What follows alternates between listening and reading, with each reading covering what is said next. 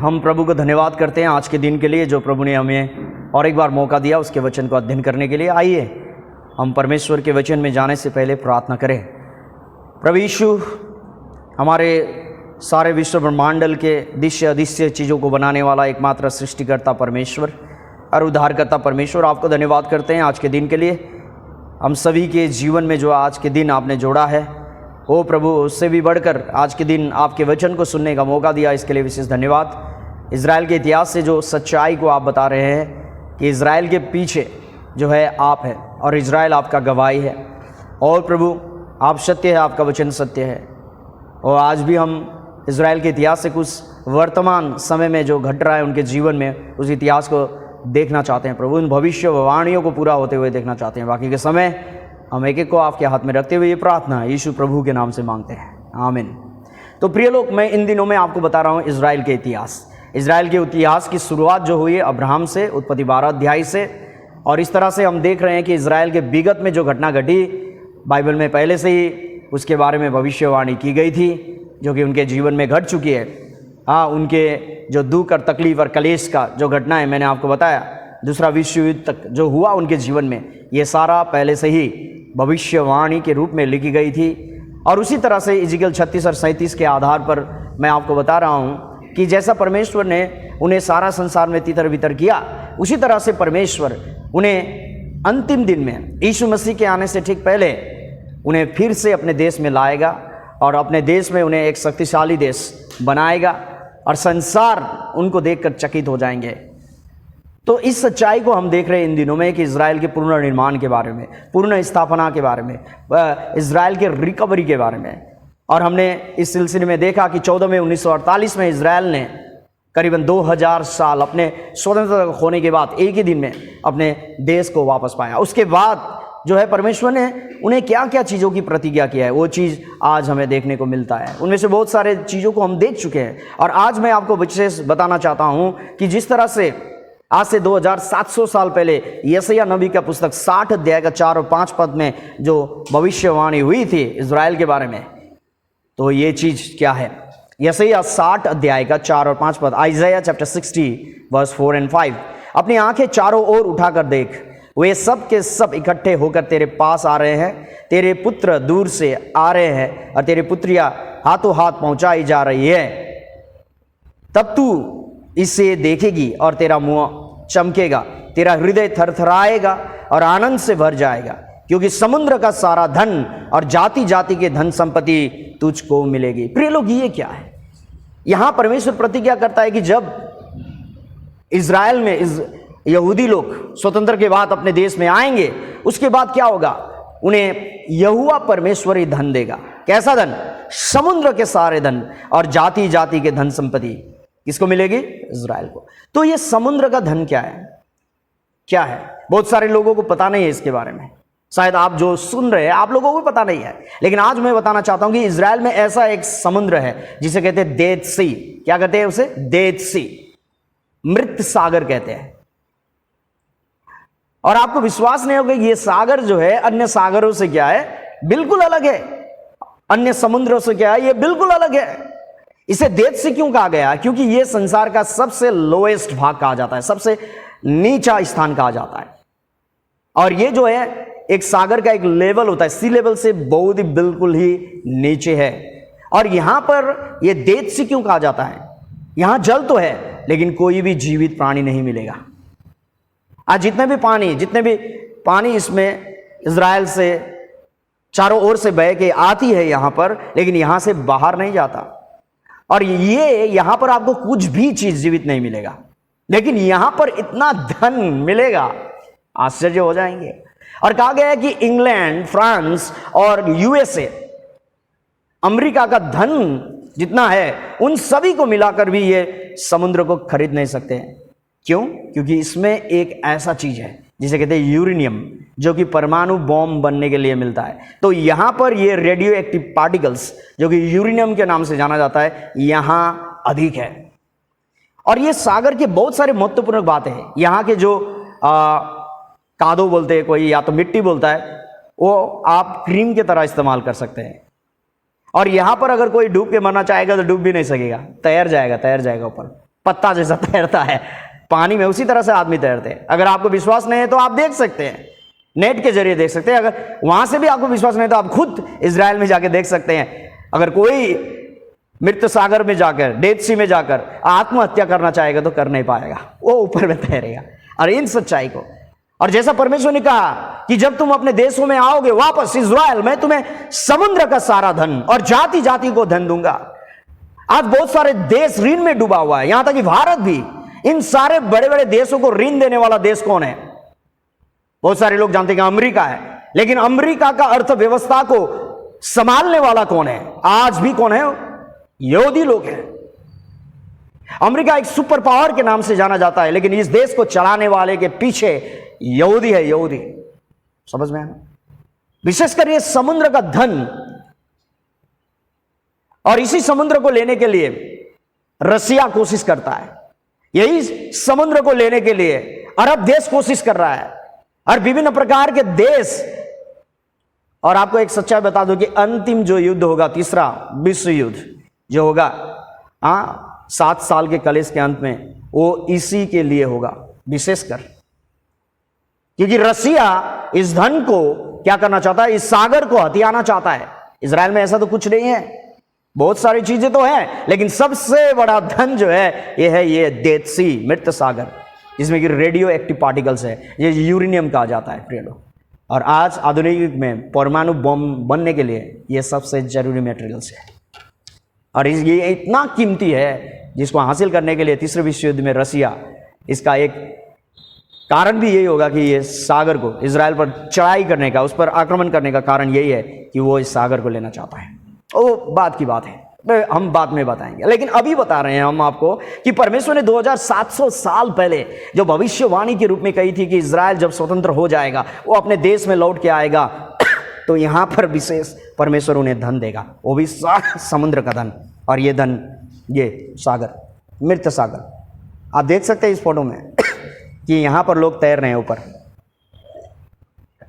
कोई डूब के मर नहीं सकता। यहां पर मृत सागर में क्रियाशील रेडियो एक्टिव व उत्पादक एक धातु है जो कि परमाणु एटम बम, परमाणु बम बनने के लिए लगता है। The value of the Dead Sea is higher than that of America, England and France. America, England and France का जितना वैल्यू है, जितना धन है वहां, उन सभी को मिलाकर भी मृत सागर को खरीद नहीं सकता। परमेश्वर ने उन्हें दिया है। और दूसरी बात, व्यवस्था 8:18 में, आज से 3500 साल पहले मूसा के द्वारा परमेश्वर ने भविष्यवाणी की है, परंतु अपने परमेश्वर यहोवा को स्मरण रखना, क्योंकि वही है जो तुझे संपत्ति प्राप्त करने की सामर्थ इसलिए देता है कि जो बाचा उसने तेरे पूर्वजों से शपथ खा के बांधी थी उसको पूरा करे, जैसा आज तक प्रकट है। आज हम जानते हैं कि संसार में धनी से धनी लोग जो है इजरायली लोग हैं। हमें पता है कि संसार में बड़े बड़े कंपनियां हैं, उसमें से 50% कंपनियां, जैसा कि माइक्रोसॉफ्ट हो गया, इंटेल हो गया, और बहुत सारे पैरामाउंट हो गया, मूवीज, हॉलीवुड मूवीज, पैरामाउंट हो गया, और इस तरह का बहुत जेरोक्स हो गया, ऐसे बहुत सारे कंपनियां हैं, आप देख सकते हैं। इन सारे कंपनियों में से 50% जो कंपनियां हैं, या तो यहूदियों के द्वारा चलाया जाता है या यहूदी उसका मालिक है। आपको पता है एक समय की बात है कि माइक्रोसॉफ्ट कंपनी का मालिक, आपको पता है, बिल गेट्स, जो संसार का नंबर 1 धनी, आप देख सकते हैं। लेकिन परमेश्वर ने आज से 3500 साल पहले कहा है कि जब तू धन संपत्ति प्राप्त करेगा, इस पर घमंड मत करना कि तू तेरे सामर्थ्य से नहीं, यह परमेश्वर ने उन्हें दिया है। आपको पता है बैंकिंग सिस्टम किसने शुरू किया? इजरायलियों ने। और ऐसे बहुत सारे चीज है जो अमेरिका में बैठ के, जो विश्व के विभिन्न देशों में रह के जो कर रहे हैं अर्थव्यवस्था को अपने नियंत्रण में, वो है इजरायली लोग। समझ में आ रहा है? यह बहुत अद्भुत बात है, यह अद्भुत बात है। परमेश्वर ने 3500 साल पहले जो बातें कही थी, आज वो बातें पूरी हो गया है। अमेरिका में जाएंगे तो वॉल स्ट्रीट है, वहां पर हीरो का बिजनेस होता है। आप देख सकते हैं कि वहां पर, उस जगह पर प्राय सारे चीज यहूदियों के द्वारा होते हैं। अद्भुत है।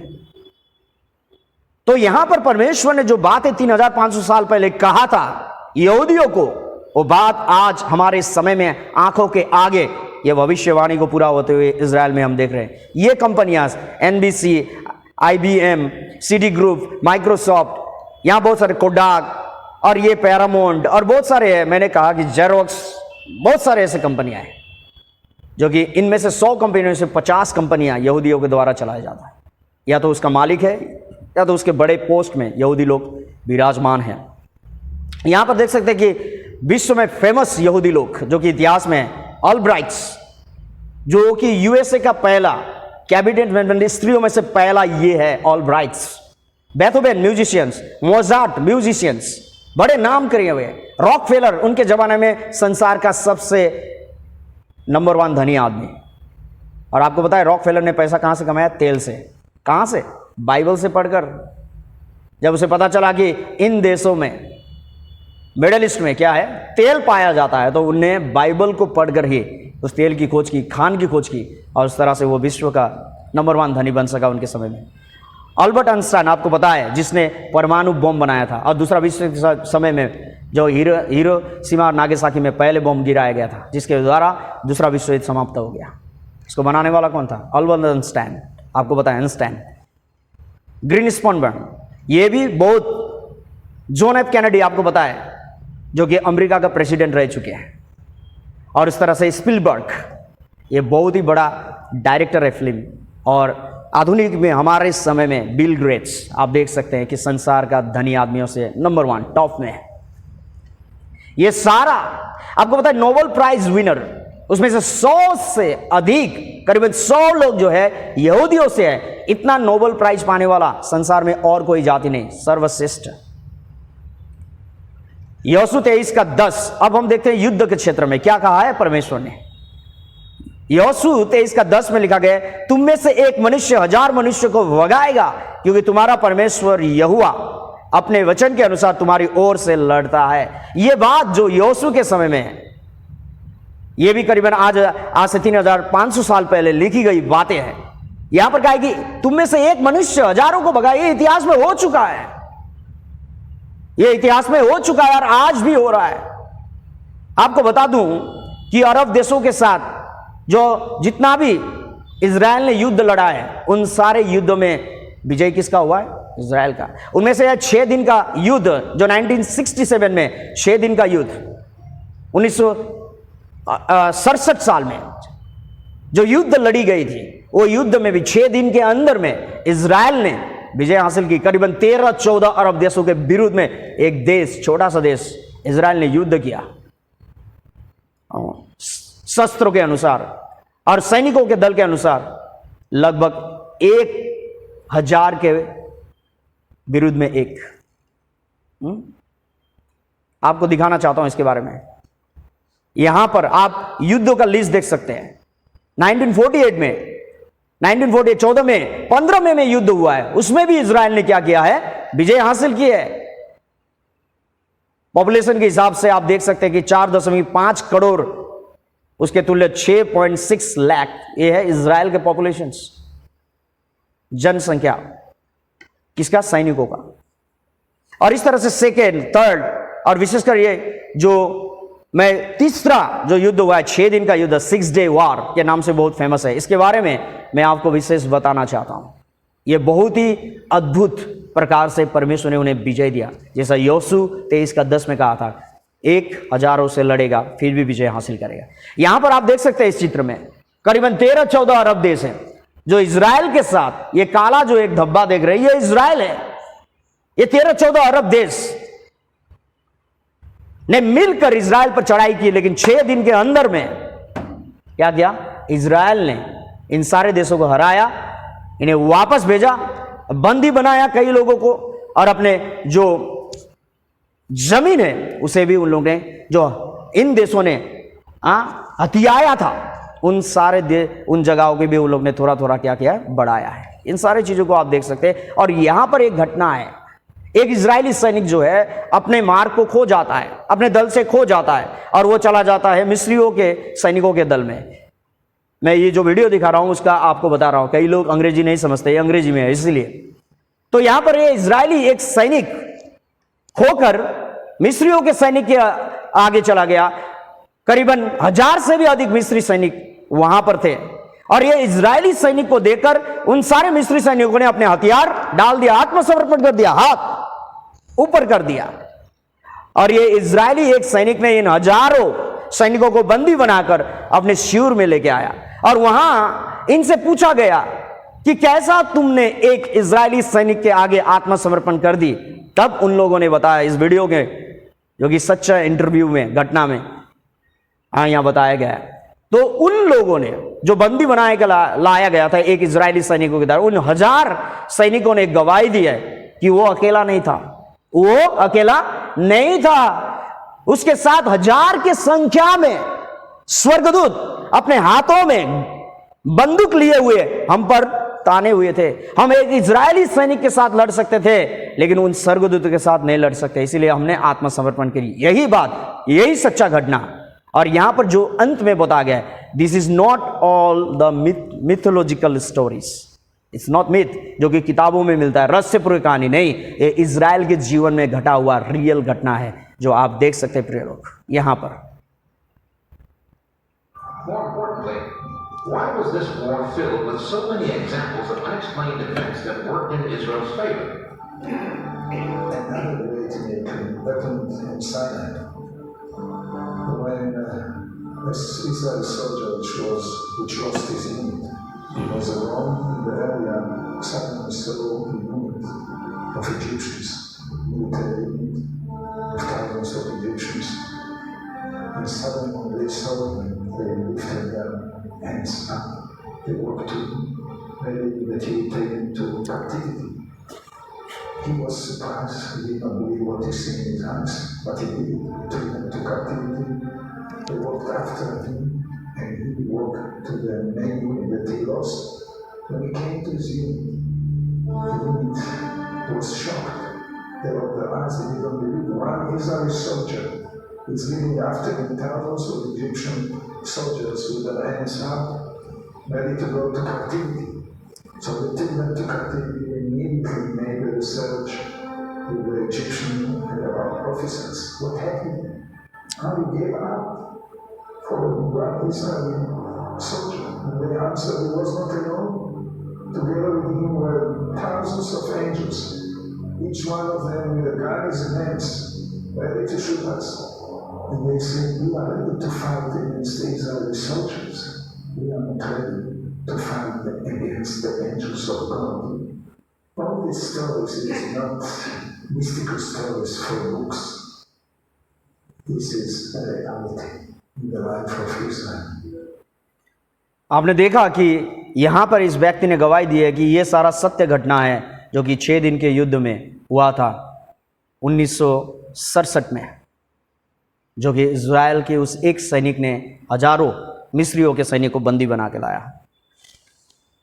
और आने वाले समयों में मैं आपको और भी इजराइल का अब देश के पुनर्निर्माण के बारे में हम लोग आने वाले समय में अध्ययन करेंगे। आज के लिए इतना ही। मैंने आज बताया कि धन संपत्ति प्राप्त जो कर रहा है और सागर का वो धन जो है जो परमेश्वर ने उन्हें दिया है वो और कुछ नहीं, मृत सागर जो कि इजराइल में है। और इस तरह से धन संपत्ति प्राप्त करने का जो सामर्थ परमेश्वर ने उन्हें दिया है और ये भी परमेश्वर के द्वारा हुआ है। और आज इजराइल आप देख सकते हैं कि एक शक्तिशाली देश बना है हर एक क्षेत्रों से, अर्थव्यवस्था के क्षेत्र से, राजनीतिक क्षेत्र से, और इसी तरह से आप देख सकते हैं कि युद्ध के क्षेत्र से भी हम सैनिक डिफेंस के क्षेत्र से भी हम देख सकते हैं कि इजराइल बहुत ही शक्तिशाली है। तो प्रभु आप सभी को आशीष करे इस वचन को समझने के लिए। आप सभी को जय मसीह की। Thank you.